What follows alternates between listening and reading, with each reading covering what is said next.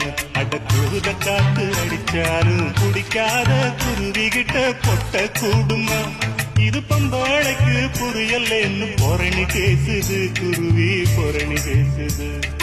சொடியோடு படியாட ஒடியோடி வந்த போது சண்டை போட்ட குருவிய